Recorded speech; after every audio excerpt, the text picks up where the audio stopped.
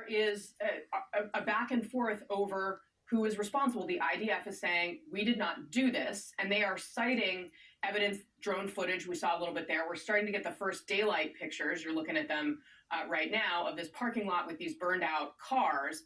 Essentially, there's an argument about who did this and what this evidence shows us. As you know, a military professional, when you look at these images of these burned out cars, do you see an aerial bombardment from Israel, or do you see something that indicates that this was a rocket that was misfired by the Palestinians' own side?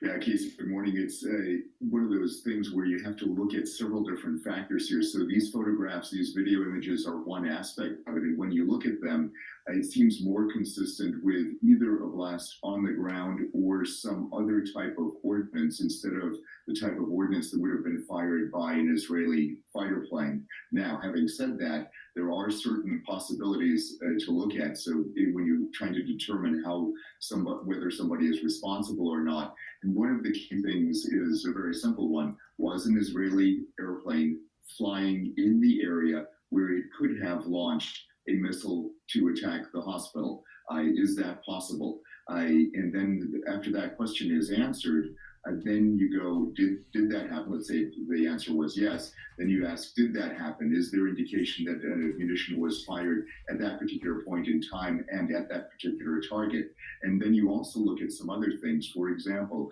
you would see if there are some other explosions of any other type and where possibly those explosions occurred.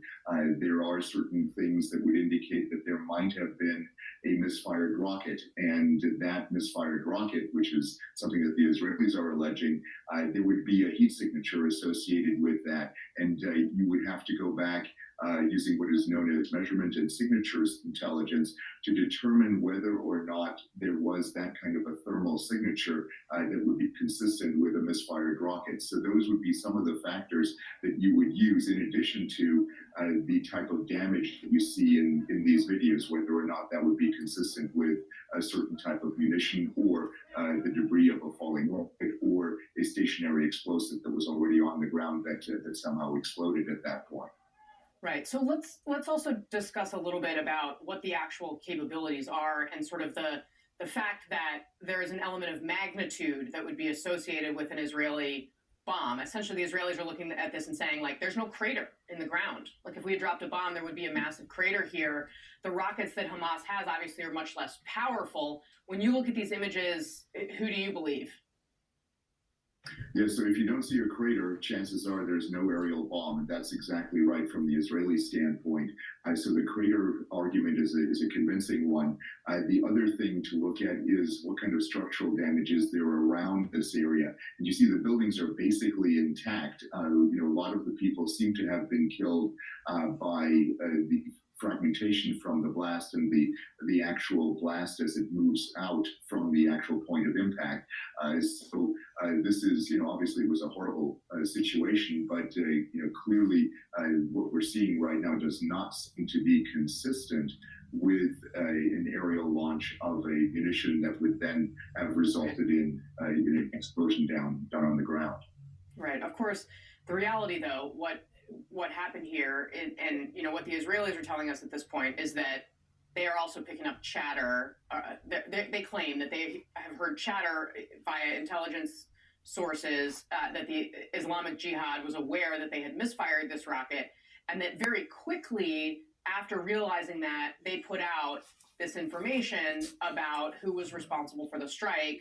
That has since rippled across the globe in a matter of hours and really affected the geopolitical narrative and the way that people are feeling about an intensely emotional and difficult conflict. How do world leaders or even I'm interested to know how military leaders, since that was the role that you had, how do you think about that and the importance of trying to redirect the narrative, and what are the options for even doing that? I mean, look at these pictures across the world. This is what has already happened just in the less than 12 hours since we first learned this news.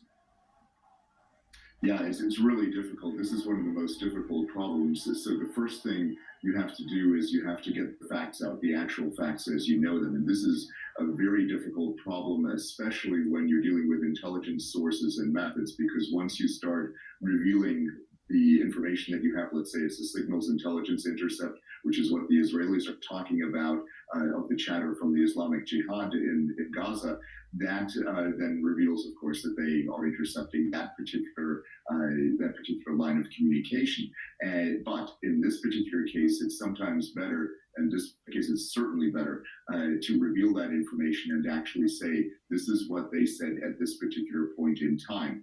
In a world of deep fakes and things like that, it becomes a really problematic situation nowadays, because it's very hard for people to believe the truth, even if they are confronted with the truth. So that's the first thing. It's something that there's no guarantee of success, but it is something, the very first thing that a military slash even a political person should do in a case like this, especially if what they're saying is correct.